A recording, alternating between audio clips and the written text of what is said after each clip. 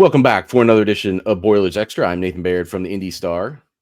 Sam King from the Journal and Courier for the first time in 3 to 4 weeks here.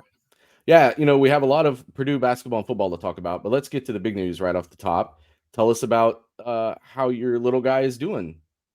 So we had a baby on October 3rd, and I have not slept a lot since then. But in the in the weeks that have come since then, I've been kind of loosely following. I'm not at Purdue football practices, but I'm watching the games. I'm watching the videos online, reading the stories that you write, and trying to just kind of follow the news. Obviously, it's been pretty interesting in terms of rumor mill during that time.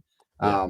And then kind of all along, kind of plan to be full go once basketball came back, at least for, the current time being. My wife will be off of paid leave here at some point, and then we'll have to see how that situation pans out. So, but yeah, everything's great. A lot of fun, a lot of diapers changed. I'm getting to the point where I'm almost a NASCAR pit crew member with the diaper changes. So that tells you that I'm getting pretty experienced at it. Yeah, the diapers, eventually it becomes like second nature. This morning, I put one on my 2.5-year-old. He's 2.5 on Friday, and he immediately peed his diaper. I had to immediately change another one, but the whole thing takes about 10 seconds now at most. So you get used to that real quick. What's his name? Do you mind telling us what his name is? Corbin. Was he named after Corbin Burnson from the actor from Major League? That's what people are, because they know I like baseball. My dog's name is Griffey, and they're like, "Oh, well, that's the only one I can really think of that would be Italian." I'm like, no, this has Patrick Corbin. Very, like, very, very mediocre pitcher for several teams. Right. This is just it's a name that my wife's father had stage 4 pancreatic cancer. Unfortunately, didn't make it until the birth, but came close, and he was the only one who knew the name, and he liked it. And he said that's a good name that you could read in the newspaper, which we'll probably see how that industry shakes out in terms of the print product here in 15 years or so, if the kid ends up being an athlete of any kind. But so we were like, well, he's the only one who knew it. He passed away. Let's just keep that, and that can kind of be like the little secret between her and her father. Yeah, that's awesome. So Corbin King, that's actually a pretty cool name, I think. I hope so. I think that's got a nice We're gonna keep it, ring to it. Yeah. All right. Well, congratulations to the both of you, and to Corbin for joining us here in the world. And he's joining at an interesting time for Purdue sports, because you've got coming off of a huge peak in basketball into an interesting season, and then football. We'll see where that's going. But let's talk football, or let's talk basketball off the top. Last night, you and I were both at the second exhibition game against Grand Valley State. Purdue wins 99-41. It was not really a contest in any way. I think Grand Valley State led 3-2, if I can remember right, and then didn't score for another 7 minutes. So in that time, Purdue decided to kind of put things away. You didn't get to. I don't remember if you were watching the Creighton game live or not. I didn't get to go to Creighton, but it was available online. But I guess just in general, is this about what you expected Purdue to look like at this juncture of the season, which is the season hasn't started. So as the season begins, is this more or less what you thought this was going to look like? I think, there's maybe CJ Kotz is probably a pleasant surprise, but Matt Painter told us that was going to be the case, and he's earned the right to not be doubted. And obviously it's his players, and he brought CJ to West Lafayette for a reason, because he really liked him, and he talked last night about he's just a guy that fits, and it made sense. But other than that, yeah, I think it was, you're not going to have the consistent 25 points, 15 rebounds from one player who's also going to be the back end of your defense that protects the rim. But you can still be really good. And I think even with the Creighton loss, I'm not surprised that Purdue went there and lost to one of the top teams in the country. I am maybe surprised that right off the bat, that team went out and put up 87 points, and then last night put up 99. I think the offense is maybe a little bit ahead of where people would expect, even though you don't have one guy other than Braden Smith against Creighton that seems that's going to be carrying the scoring load consistently. I think you can get there with a bunch of different guys. Last night, three guys had 15 points, several guys were in double figures. You can do it kind of as a unit, make up for at least the offensive production points wise that Zach Edey had last year, that Lance Jones gave you, that Mason Gillis gave you, at times. Yeah, when Matt Painter says positive things about a guy, because over time you kind of have to try to parse out what a coach really means, and when they're telling you the truth, and when they're telling you what they want to get out there.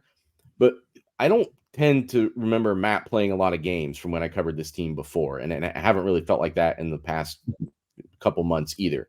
That usually when he's telling you somebody is good, it's almost to like tell you you don't know this yet, but this is like from the very first year that I covered this team. This would have been 2013-14, and I remember asking him a question early in that season about Rafael Davis, who was not. I think it was his sophomore year. He was not a big offensive contributor on that team, but Painter responding with like, no, you don't understand. Like, he does all these things the right way. He's the example.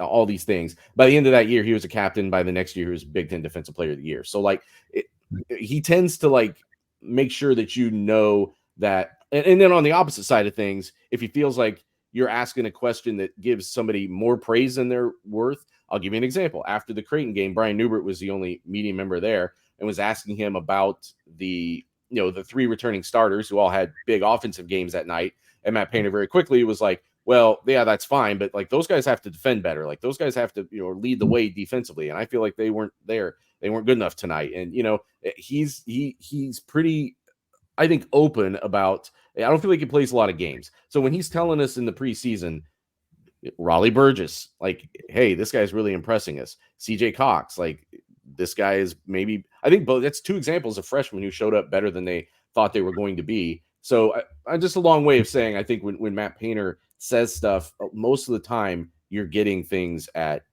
face value. Yeah, case in point, and I posted this story this morning and referenced the story I wrote in 2022 about Trey Kaufman-Renn, who at the time was playing 10, 11 minutes a night, wasn't scoring, didn't seem like, a guy that was going to be a star player. And Painter said then, he's going to be an all Big Ten player at the back end of his career. And he wisely accepted a red shirt his first year, then said, hey, I'll play a limited role and get on the floor and get some experience. Then last season, he starts every game for a team in the national championship game. And now, if he continues to do what he did in 2 preseason games, that's a great boost for Purdue. A double-double last night, which would have been his first if it was a game that counted. But I think he's a guy that this season could be an all Big Ten player if he's consistent with these performances. So what I thought we should do, just to kind of frame the start of the season, let's talk about what we thought was the most promising thing from the preseason, and we'll talk about what we think the biggest question is still as the season starts. So what would you say is the most promising thing that you saw come out of the preseason? I think kind of what I alluded to earlier. 2 games, he scored 186 points. And you don't have the 2-time National Player of the Year. You don't have Lance Jones, who was brought to Purdue to be an offensive boost, the guy that could score in bulk and shoot from the outside. So that's, I say that's pretty promising, and you're doing it without a guy that's going to probably give you consistently 20 points a night. Yeah, more specifically, my most promising thing I picked was Trey Kaufman-Renn, because I really think that this transition that he has to make from being, support guy, very solid player. It wasn't like he was just, lumbering around out there. Obviously an important player on what they did last year, getting to the national championship game. But the transition from that, I mean, I talked to several people before the season, not even people who are like immediately attached to Purdue basketball, who were saying like, well, it looks like that's going to happen, but we'll see. Like it's something he has to still go out and do, because when you turn the lights on and the stadium or the arena is full, it can sometimes be different for guys when you have to transition from being the guy who all the pressure isn't on him. Now, all the pressure isn't on Trey Kaufman-Renn because you have Braden Smith. And I think that's an incredible situation for him. because you've got somebody else who is sort of the face of the franchise right now and who also happens to be a very good player who's going to draw a lot of defensive attention. But what I think we've seen from Trey Kaufman-Renn in these first two games is just a presence out there. And I thought you felt it early on against Grand Valley State, like, because Braden Smith wasn't really on. Like, he came out shooting the lights out against Creighton and just sort of played, very aggressively and showed you kind of a new side of him, which is something I'm sure we'll talk about as the season goes along. But that wasn't really happening against Grand Valley State. Instead, I thought what you saw was Trey Kaufman-Renn just imposing himself under the basket. And I know we've talked about this concept of, him getting into some matchups, Purdue wanting to use him at the 5 because he's going to have such a skill advantage over the bigger 5s. They haven't really had an opportunity to see that yet. I thought last night was just an opportunity for him to kind of impose his physicality on undersized guys at the 4. I mean, he scores 15 points, and that was on 7 of 7 field goals, including a 3-pointer, and he gets 10 rebounds, including 5 on offense, and he played, 18 minutes? And that's what you're supposed to do against Grand Valley State, but I would also argue that not everybody on this roster did what they were supposed to do against Grand Valley State. He did it to a second degree, and because they have so many other, we'll get to this in a second, there are other questions in the front court. The fact that he might step up and be like what Mike Painter's saying, like, okay, you got an all Big Ten player at the 4. That alleviates a little bit what you have to get out of the 5. Not completely. It's still going to be a thing that they have to figure out. But at least you aren't worrying about two things. You're not worrying about, we've got these issues at the 5, and then also Trey Kaufman-Renn is good, but hasn't really taken that step. It looks like he's taking that step. Yeah, absolutely. And I think that he was probably maybe not to this degree, but this good last year, and you just didn't know it because Zach Edey was so dominant. There were several games, and especially later on, where the second half would start and they would just Purdue would post up Trey Kaufman-Renn and just go to him and get him a couple back buckets and get him in the rhythm of the game, because you never know when you're going to need that. And it really allowed him to kind of show what he could do, but you're not going to take the ball away from Braden Smith and Zach Edey last year. So the opportunities, I guess, were just kind of limited for him. And unless he really got rolling, I think back a couple of years ago, he got rolling a little bit against Michigan and Hunter Dickinson. And last year against Illinois, he started to make some things happen. And when that happens, they would go to him, but it was never going to be a primary option. Yeah, it would have been coaching malpractice last year to show everything Trey Kaufman-Renn could do, probably, right? Like, you have to go through your very best guys. And Matt Painter was talking about that last night, that kind of to alleviate something you mentioned before with CJ Cox. Did I say alleviate? to refer back to something you said earlier about CJ Cox, that because I asked a question about what he and Jakari Harris now kind of bring as one 40-minute piece of this team right now. Like, they're kind of sharing a spot. Harris starts, Cox comes in. There's some mix between 2 and 3 sometimes, or 1 and 2 between what those guys do. But and he went into a thing about how it's really about, you have your 3, you have this triangle, this trio, Smith, Lawyer, Kaufman-Renn, and then what fits best with those guys, and not just what fits best on the court with those guys, but what fits best when you have to take one of those pieces off. Like, they're still trying to figure some of that out. But if Kaufman-Renn steps up and starts doing things like this, and now he's not going to do a double-double in 18 minutes against a lot of Big Ten teams and against some of these non-conference teams that they faced this year. But when you do it against a team like Grand Valley State, it tells you that the production can be over 30 minutes, can be what you need it to be against in some of these tougher matchups.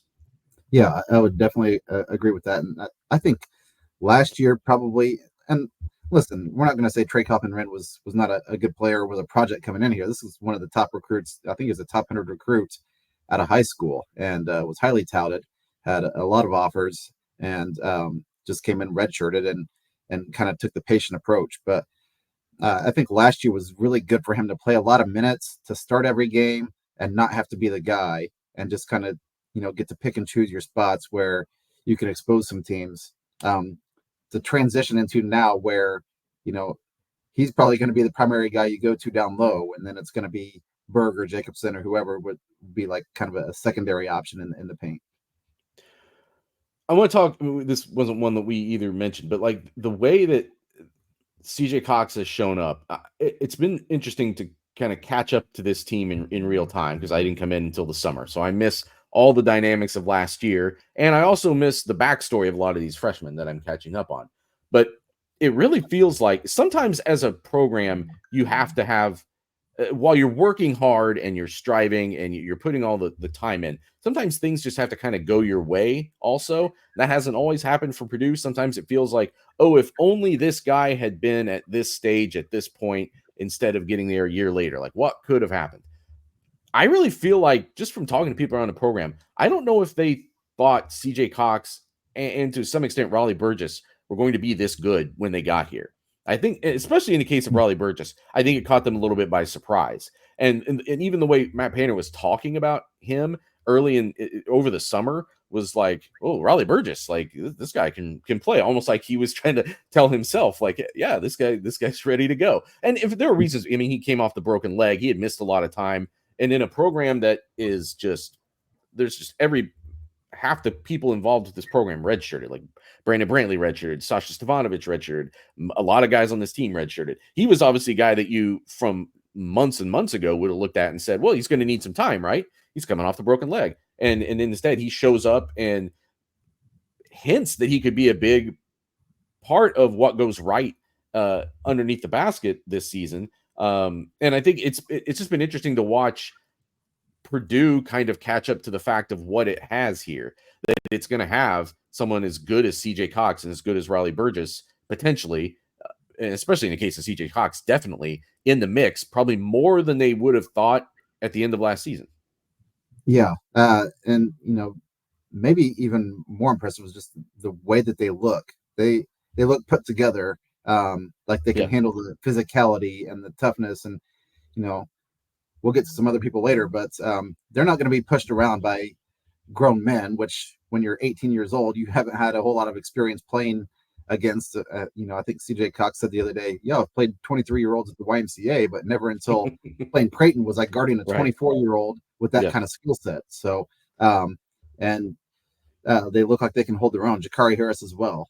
These are guys that, I think back to when Fletcher Lawyer and Braden Smith were freshmen, they looked like they were 18 years old. And there was going to be some, demands like physicality wise that they maybe weren't prepared for. And, they are now, but back then they weren't. And now you've got, some freshmen coming in who look like they can handle that kind of style of play.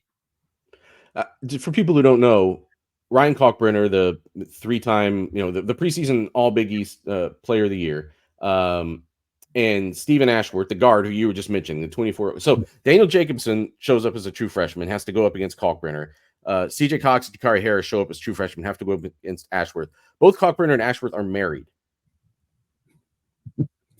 Like that's how far into like being grown men they are. And these other guys have been on campus for like a hot minute. They probably like don't have very many punches on their card at like wherever you go to get sandwiches now. Like that was the difference that you saw there. And I thought you absolutely, frankly, more than some other older guys on this team. And maybe some of that is just like you just got here. There's a different energy. I don't know. But like you notice the energy of Jakari Harris and CJ Cox, especially. And sometimes there's other guys on the floor where I think you're still feeling a little bit of a void there. And that's both the positive thing and a troubling thing, I suppose, if the other thing doesn't eventually kind of catch up to that. But so to pick, like, what is your biggest concern or biggest question coming out of the preseason? Yeah. And you mentioned kind of post play with Trey Kopp and Wren. I think as a whole, it goes to, Trey Kopp and Wren is going to play some 5 where they can get some favorable matchups. He told me the other day he's practicing 50-50 between playing a 4 and playing a 5 at practice. So there certainly is plans that he will play some center. But, Wilberg against Creighton got in some foul trouble real quick, it looks like. And, Daniel Jacobson just, I think, is going to take time to, understand kind of what it takes to find your position underneath. He got pushed around quite a bit last night, I felt like, against Grand Valley State. And, his size, his length, those are next level. Those are elite things that you can only find in the 1% of guys that are that size. But he also is going to have to put on some weights and be able to hold his own and not, get rooted out going for a rebound or get boxed out by guys smaller than him. And I think that however they end up playing that 5 position, or if it's going to be Trey, how they fill in the 4, those are the question marks. And I think there's some flexibility there with Riley Burgess, with Will Berg, with Daniel Jacobson, with Caleb First, who's been around for a while and has got experience. So that's kind of an interesting way to see how this materializes in some of these early non-conference games that our opponents you should be able to do what you want to against, to see how Purdue plays that aspect of it, because right now Purdue's still probably trying to figure some things out. It's interesting that Purdue had the same starting lineup every game last season, and through 2 preseason games has had 2 different lineups on the floor to start the game. So I think that Purdue is trying to still figure that out as well. That doesn't surprise me. I did not think there was any chance they would go 39 for 39 with starting lineups this year. Like, even if everybody was fully healthy all year, I didn't think there was any chance that could happen. I thought there was just going to have to be too much experimentation early in the season, especially. And with Daniel Jacobson, there was a point last night at IndyStar.com. The thing that we post at the buzzer is called player ratings. I did one for the first time last night, and his rating got better later in that game, because there was a point in that game where I thought his lack of strength was really showing up and around the basket. I thought he was maybe getting pushed around a little bit, kind of like you were saying. And I don't know if somebody said something to him, but I think it's also possible that, he's his second game of college basketball. Right. And he knows that that's an area where he's more comfortable away from the basket than he probably is down there banging around with grown men. But I thought you saw, as the game went on, him assert himself down there a little bit more. I thought you saw him kind of getting in there, getting rebounds, being able to kind of push around with people. And I think that's just an acclimation that's going to have to happen over time. As it did in the opposite way. I was talking to Brandon Brantley for a piece I'm writing the other day. And it's funny that he and Edey come in as mirror images of each other as freshmen, because Edey came in with all of this physical presence, but needed to be kind of whittled. He barely played basketball at all. Yeah, he had to make him into the skilled basketball player that he became, and the combination of those things, speaks for itself. Well, Jacobson comes in much more comfortable from a basketball skills standpoint, and with the frame that'll eventually lead him somewhere. But he's obviously got to put, and it's not easy to put, when you're 7'4", when I'm 5'8" on a good day, it's very easy to put on weight, as you all would be able to see if I stood up, and you've seen on other videos I've done, I'm sure. But when you're 7'4", it's hard. And when you're 7'4" at that age, it's hard, and you're burning so many calories. So it's not just weight, it's also strength. It's going to come in time, I think. But the way I put it in what I wrote last night was, it's not there yet, but you see where it's going. You can see what this is going to be as he matures and develops. And it's just a matter of, what does Purdue get out of it right now? So I think it is definitely fair to have just pure center play right now as a question. And I think, you would have maybe said, okay, well, while he figures that out, you've got someone like Will Berg. He's, now he's more experienced. He's actually been here. He's done some of that physical development. He knows the system. And then he goes out and has that game against Creighton where he gets 4 fouls in 8 minutes and is barely a thing. And they have to start playing some really weird lineups to make up for that. And then he was the third guy they brought in to play center last night, right? They brought in Burgess before him against GVSU. But another guy in the second half of that game especially started to muscle up down there. He ended up with 6 points, 6 rebounds. He only played 10 or 12 minutes. And when you start to cobble together those 40 minutes between him and Jacobson and anybody else, it starts to look fine. I think it's just a matter of someone other than Grand Valley State is going to be able to exploit that, frankly, the way Creighton did, the way with Cochran. Now, they're going to face a lot of Cochraners, but there's going to be somebody else along the line that's going to be able to exploit this if all Matt Painter is asking for, and I think all you ask for when you watch this team, is just a little bit more consistency. And I think especially from some of the older guys down there. Yeah. I think you know what you're going to get out of the, I guess Matt Painter called them the big three last night, and you talked about how other people fit around them. They're going to be productive most nights. So it really is just a matter of what can you get out of that center position? What can you get out of the combination of Jakari Harris, CJ Cox? And then also, what does this lineup look like? Because it's going to shrink down to 8 or 9 players at some point. They're not going to play as many guys as they did last night for sure. And probably not even as many as Purdue played against Creighton. So you think you have maybe an idea, but you've got a Caleb First, you got a Raleigh Burgess. There's, one of those guys is going to absorb the minutes, and one guy probably isn't. So that's, I guess, why you play 2 exhibition games and why you play some of these teams early in the non-conference to kind of get a feel for your team. But I like what Purdue has in the backcourt. So that's kind of why I go to the center position being kind of the one where there's the biggest question. So, yeah, my biggest question, and I guess I'm basing it more just off of how, Matt Painter critiqued, especially that first exhibition, but there are definitely defensive questions about this team. And part of it is center. Part of it is, are you getting Daniel Jacobson, especially, on the floor enough? And is he developed enough to do all the other things you need that you can take advantage of his rim protection? Because he's the guy who can do that on this team. I don't think you look at Wilberg to some extent. I don't think you look at First and Burgess as guys who are going to help you in that regard, really. It's mostly Jacobson, and especially what he can be as a 7-4 guy, not just blocking shots, but redirecting, just being a tree that people have to go around down there. So that's part of it. But the other thing that I was a little bit surprised to hear, you've got this. Yes, there's some new guys who have been brought into this, but it's not like there's a bunch of transfers. You've got freshmen, and the freshmen actually are ahead of schedule and are even guys who have earned their playing time by being good defensively. In the case of Harris and Cox, there's already a respect for what those guys do defensively. That's why they're on the floor. But when you start hearing Matt Painter talk about, yeah, I think we just have too many quiet guys. We don't communicate well enough, et cetera, et cetera. There's just too many elite teams on this schedule for that not to cost you somewhere.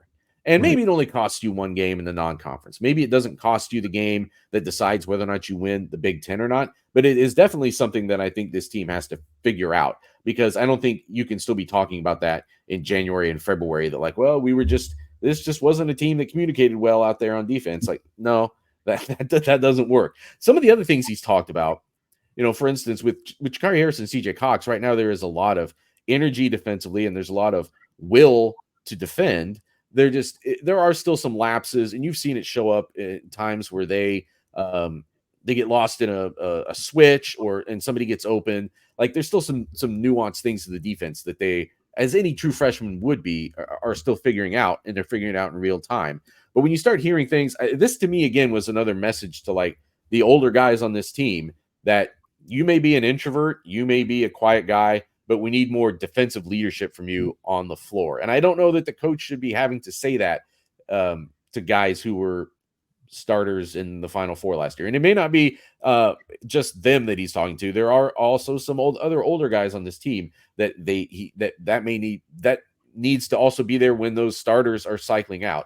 So somebody has to step up and be a defensive leader, not just in energy, but also in the helping create the threads that have to exist out there.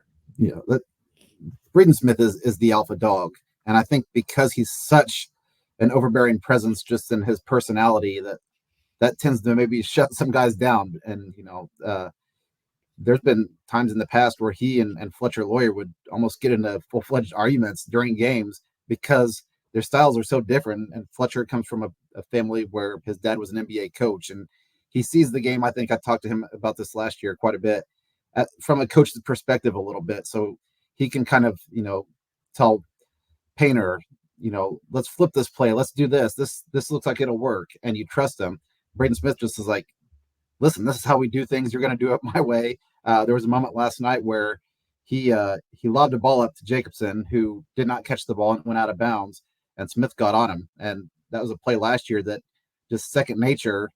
Edie or whoever it is would have been there and known the ball was coming, would have caught it and dunked it. And I think that there's multiple ways to get on guys. Braden Smith's going to be the one that kind of rips you apart, and I think Fletcher Loyer is probably the guy that kind of builds you up a little bit and also just explains it more in layman's terms type situation. Trey Kaufman-Renn's never been a big talker, and he's going to have to be because he's now a 2-year starter. He's a guy that's been here for 4 years, and he said he's worked on that, trying to become more outspoken. But you do need those guys, especially when you have as many freshmen playing as Purdue does, that they can lean on. I asked Jakari Harris how he kind of leans on Fletcher Loyer and Braden Smith, and he said, yeah, it's great to go to those guys with questions, but they have to be forthcoming too. You can't just wait until a guy comes to ask you something. You've got to get ahead of the curve there and jump on this early and say, hey, they're going to need to figure this out before it's a mistake in a game that shows up on film.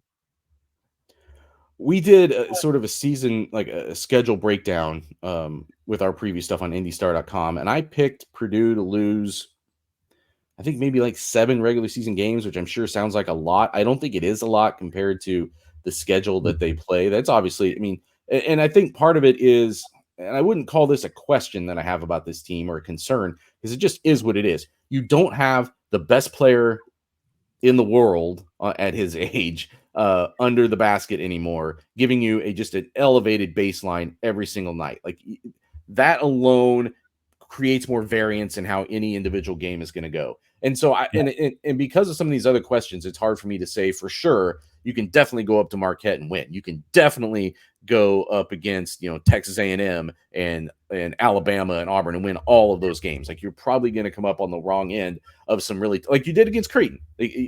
Creighton, it was a good game by both teams for the most part, and just one team won, and it was the home team. Like those things are factors.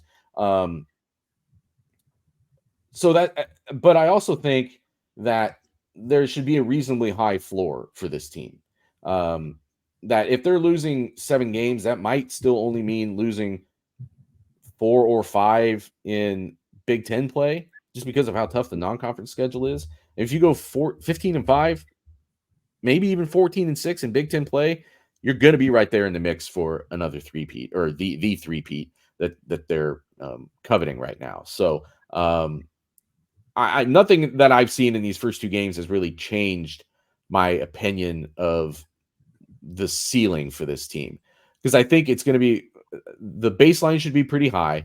And then if all these other things get answered adequately, then you really start to look at something potentially pretty special. Yeah. The one thing about Zach Edey was he forced teams to have to prepare for him. You saw a lot of teams sagging or doubling him. Arizona did it, and Fletcher Loyer and Braden Smith had a field day because they're shooting wide open threes. Nobody's guarding them on the perimeter. That's not going to be the case anymore. There's probably not a lot of teams that are going to say, we really have to get multiple guys in the paint to deny Trey Kaufman-Renn the ball. He's going to get the ball. He's going to score 15, and you live with that, and you try to stop, the guards who are now experienced and have proven that they can score. So, and it's going to be interesting over the course of the season, especially as different guys step up. Miles Colvin is a guy who I think probably becomes a huge X factor if he's a guy that can come off the bench and just, go on a heater for 4 or 5 minutes and give you 3 buckets and 5 minutes off the bench, and then you pull them back out or whatever it is. So I definitely think those kind of guys are going to come into play as big X factors, but it's going to boil down to now Braden Smith, Fletcher Loyer are going to be focal points of a defense where that wasn't always the case the past 2 seasons. Someone asked Matt Painter a really good question after the game last night. I apologize, I don't know who, I haven't met this person yet. But about shot selection and about how, and especially I think last night there was, they're taking a lot of jump shots. They're not getting to the basket very much. Not taking a lot of shots either from the paint, either by post ups or by guards driving there. And I wonder how much of that is maybe a byproduct of last year. That wasn't how you would have played as much with Edey down there. I don't know, but it is something like he says, no, they've got to do that more. And I think that's just another example of things that this is going to be a season of, while there is this nucleus that is very solid, there's still going to be some evolution to this team figuring out the best version of itself, as we've talked about before. I think it's going to be fun to watch, and we've only had 2 preseason games, and we'll learn some more in the next couple weeks as they build up towards some of their first. Is Marquette the first like big time game? That's like 6 games in, right? It's So November 19th, I believe. So yeah, so looking forward to that. Let's talk football.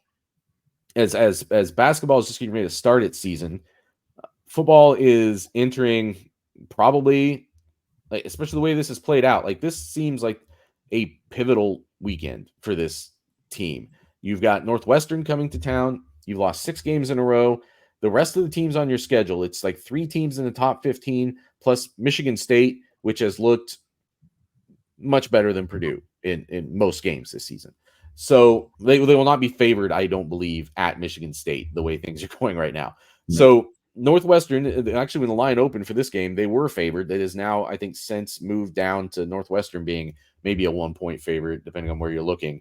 But I guess just as you look at this game, do the stakes feel high here? It's not a thing where if they lose under any circumstances, that makes any kind of final decisions with this program. But it also does feel like a week where, okay, you've already shown the thing at Illinois where you came alive, you showed you could compete with a ranked team, you just fell short. By that standard, I sort of feel like it feels almost like a must win. Like you've got to find a way to win this game. If you can't find a way to win this game under these circumstances, then where is this going? Yeah, and I think I wrote a similar thing when Purdue played at Northwestern last year, and Purdue ultimately lost, 23-15 or whatever that ended up being, with Bennett Meredith and Ryan Brown playing. Didn't have it starting quarterback. Yeah.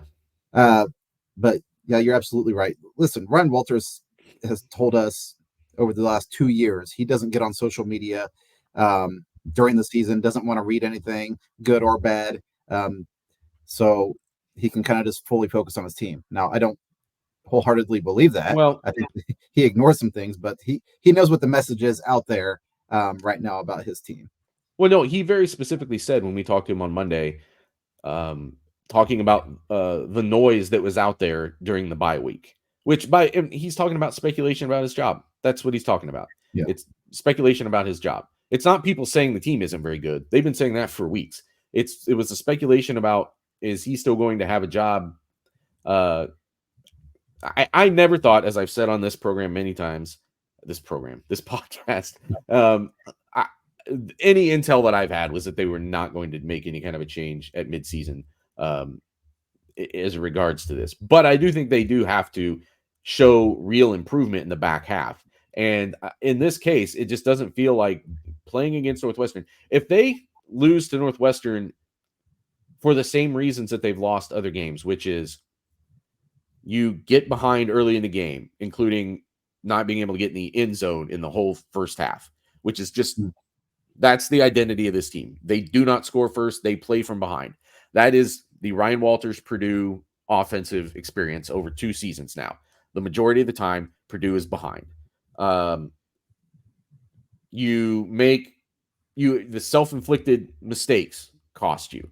Like you can't, you make, and it's just, it's dropping the punt that leads to a touchdown at Wisconsin. It's letting the ball drop on the kickoff against Illinois and they recover it, that leads to another score that decides that game, basically. Yeah. If you don't do that, you win that game. Like if it's still self-inflicted things, if the penalties don't get better, like if you can't just avoid the pre-snap penalties and keep putting yourself behind, which kind of falls into the self-inflicted stuff. Like if all those things pile up and you still can't find a way to win this game, it really sets a bad tone for the final 4 games where you're playing Ohio State, at Michigan State, Penn State, which they're both, Ohio State, Penn State are a top 4 matchup this weekend.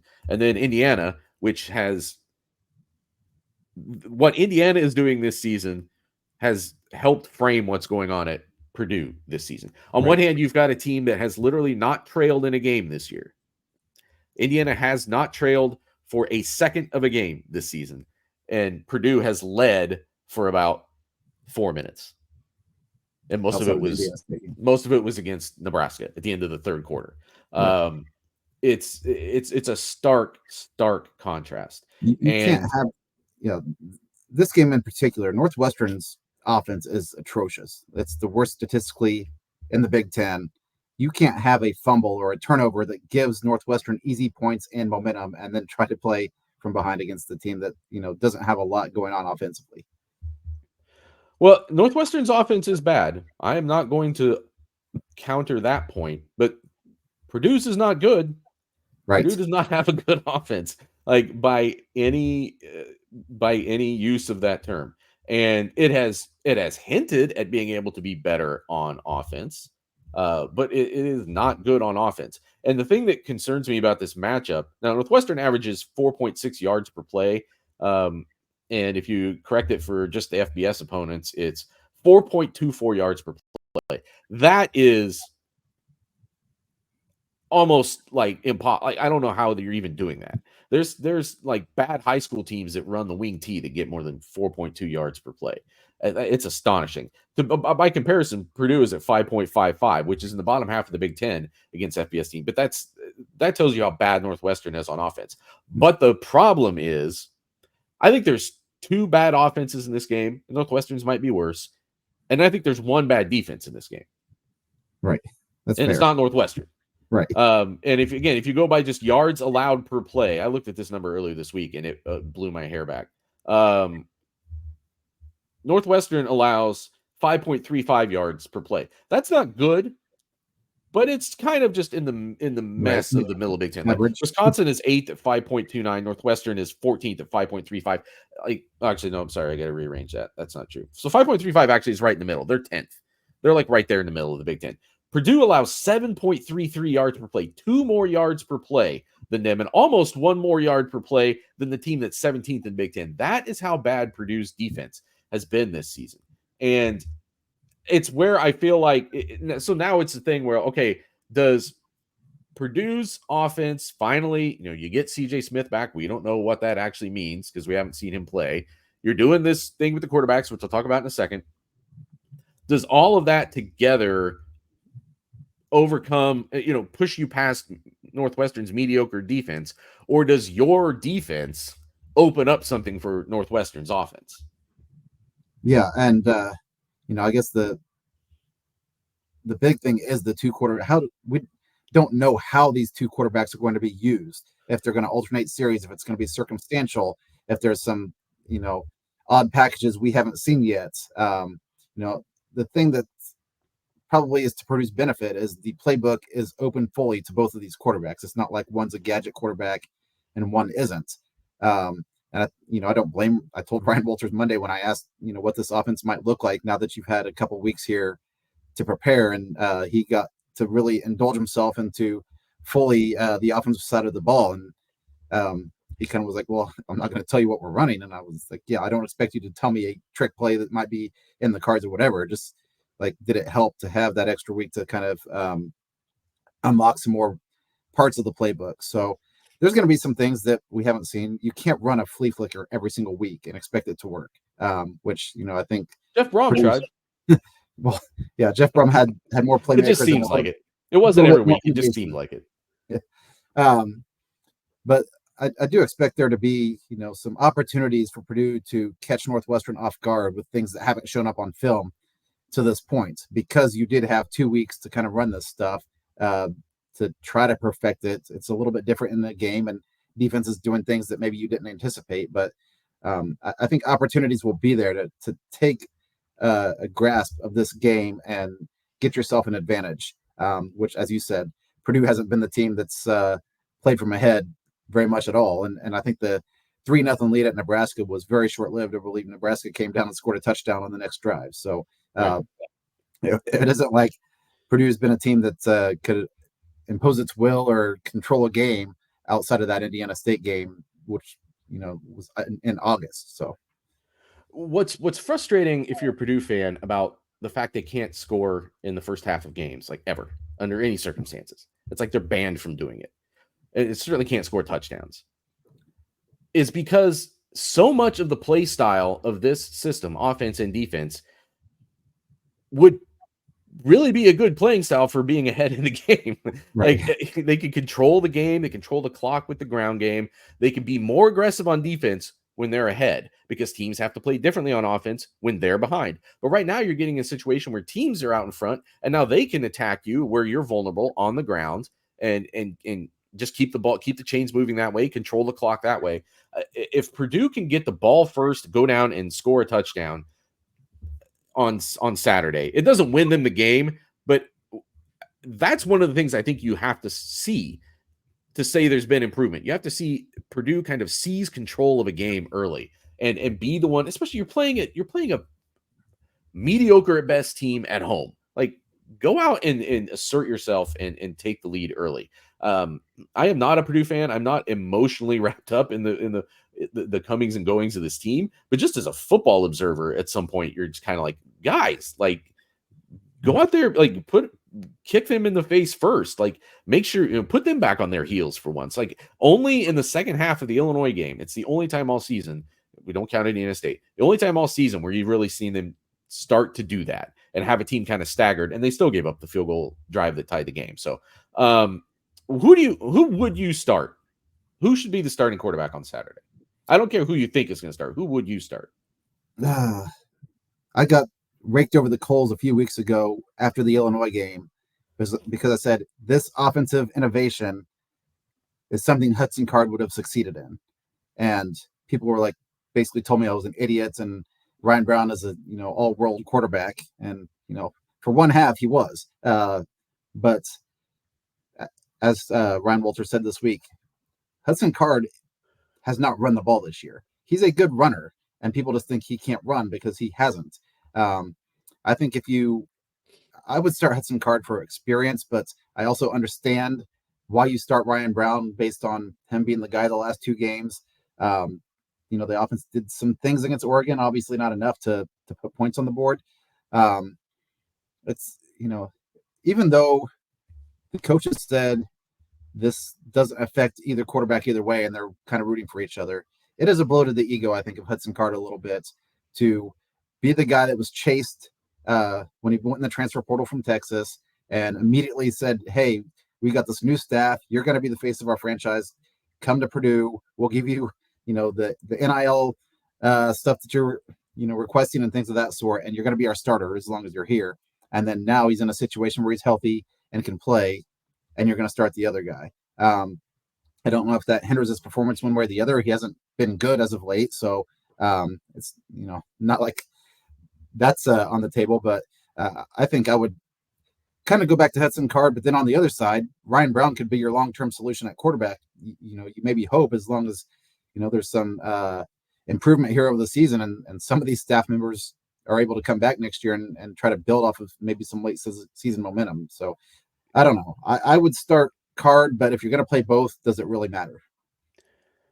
Well, first of all, I don't think there's anybody in this coaching staff that can be talking about a long-term solution. And that's not me talking about doom and gloom and predicting anything. I'm saying that they have to win this game. Right. They have to win. Yeah. This might be their only chance to win a game. They're playing for jobs now. And first and foremost, well, even besides that, even if they had been told, no, you're all coming back, they still got to win this game.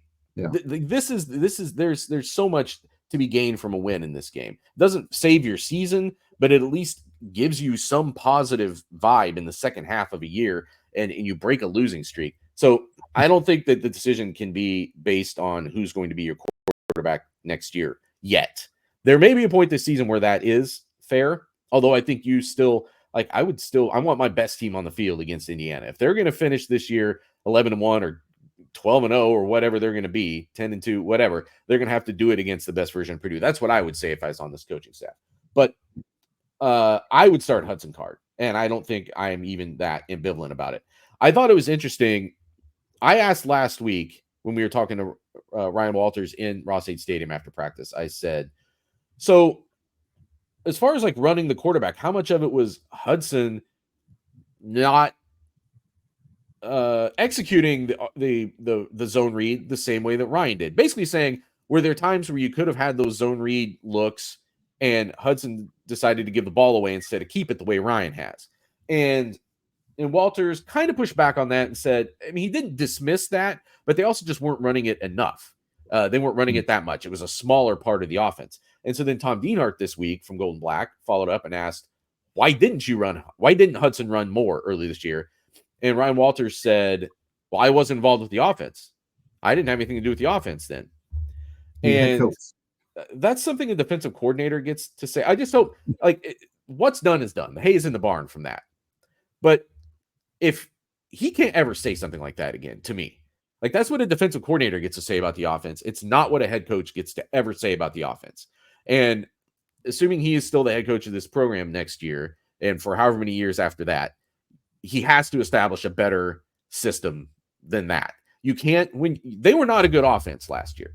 This was not a good offense last year. This wasn't an offense that was going out and putting up 40 points a game, 35 points a game last year. And you could just be like, hey, like we've got name your hot young brainiac coordinator on the other side who's just cooking. Like I'm just going to let him cook. And I can worry about this defense because I'm going to supervise the defense more, but this guy's got it. This guy's got it figured out.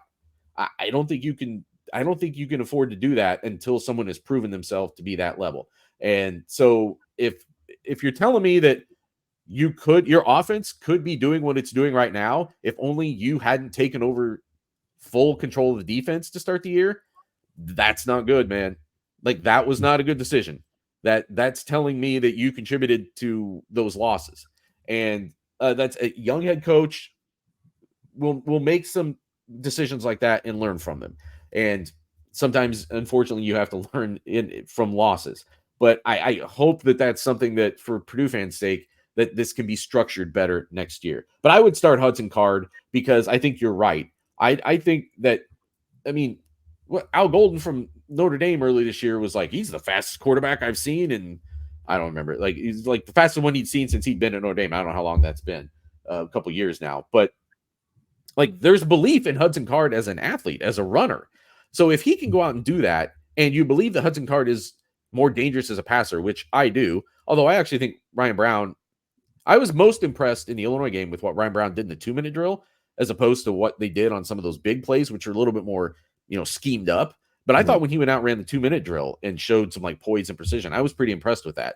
So there's something there. I'm not saying there's nothing there, but Hudson Card was the starting quarterback without challenge to start this year for a reason. And maybe that was just, they were completely wrong, but I think more likely the talent is a tier above. And if they can put that in the right system, you can do more with it. I would at least give him, like, he's been through, he's done a lot for this program. He's 2 years here. He came here for a reason. He sacrificed whatever, not sacrificed, probably not the right word, because he probably got a decent NIL deal to do it. But he's put in time to be the starter, the work to be the starter. The one thing I do think about, though, is coming out of the Illinois game, Ryan Walter said, well, Brown's going to start no matter who's healthy because he's earned that.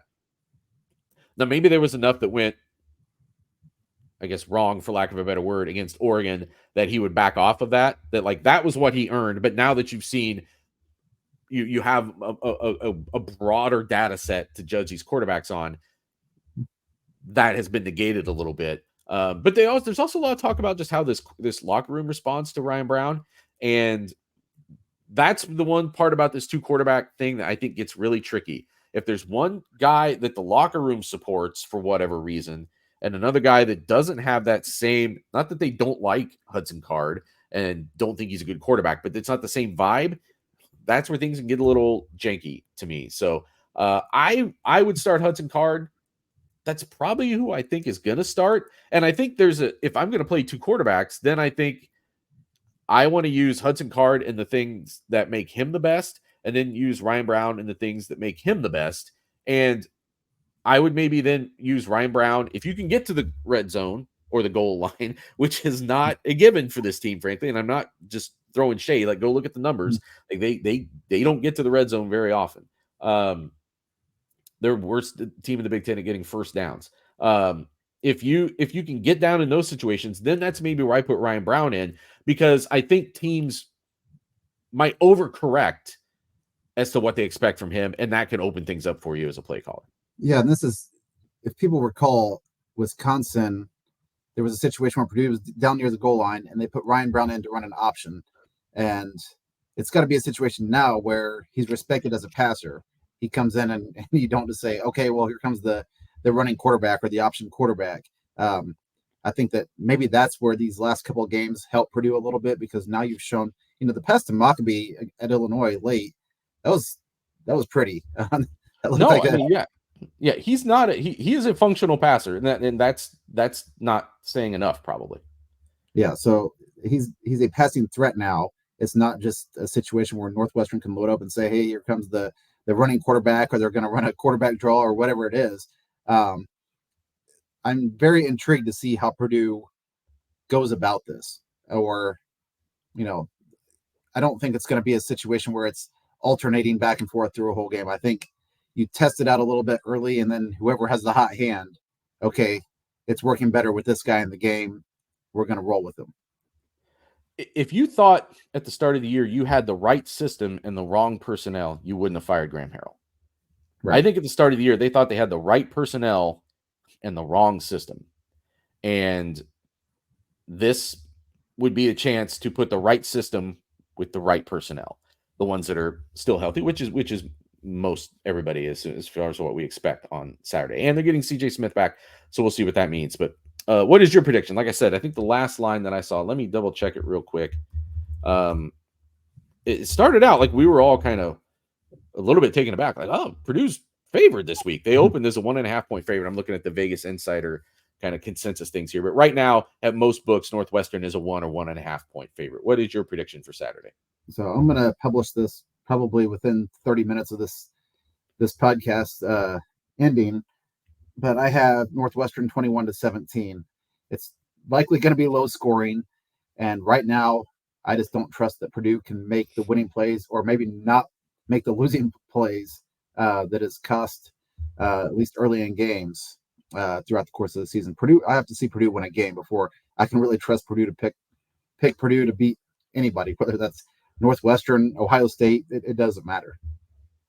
Yeah, I'm in a very similar mindset to you. I said 27-20, and this is one, like, there's been weeks where I've obviously picked Purdue to lose and been more certain about it.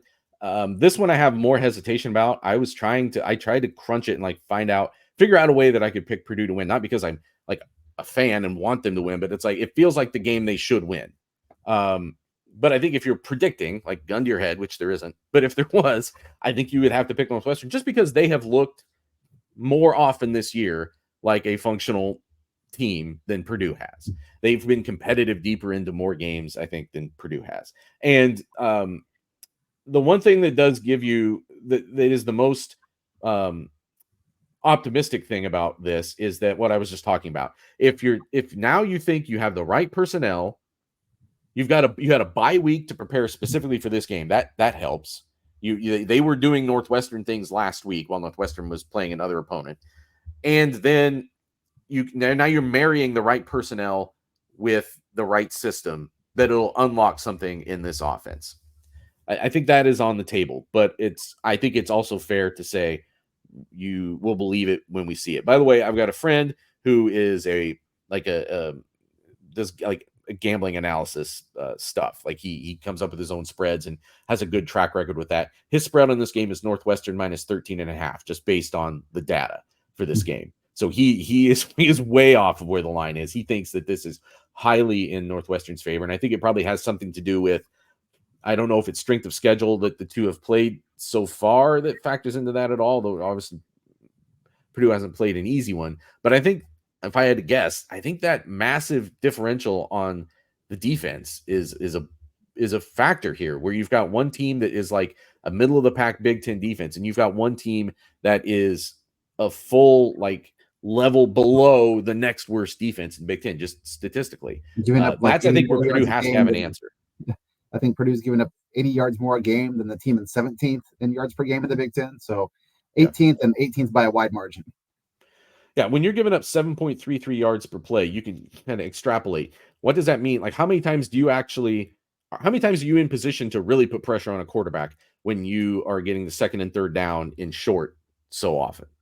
Like, that alone tells you what can be, and it's just the ripple effects of that through defense. So yes, the offense has to show up. This defense cannot give Northwestern something it wouldn't ordinarily get. It has to make Northwestern earn what it gets, especially with as bad of an offense as this has been this year. Like you can't give away a big play. You have to make them earn everything. The combination is there for Purdue to win this game.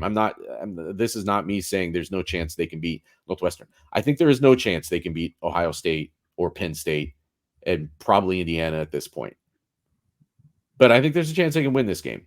But they just have to do all the things they've been talking about and say they can do, has to actually show up on the field on Saturday. Anything else before we go? We've been going for a full hour today. No, I think in my new dad duties, I probably need to get back to that. So this kid's eating about every 25 minutes, it seems like, at this point. Yep. So. Well, it's been an hour, so that diaper probably definitely needs to be changed. It probably already has been since we started talking. So we will be at Ross State Stadium on Saturday. We will be bringing you a post-game pod after that game. Check the YouTube channel for that. I'll send out a link when we go live. And we will be at Mackey Arena on Monday night for the season opener against Texas A&M Corpus Christi. So for Sam King, I'm Nathan Baird. Thanks for watching.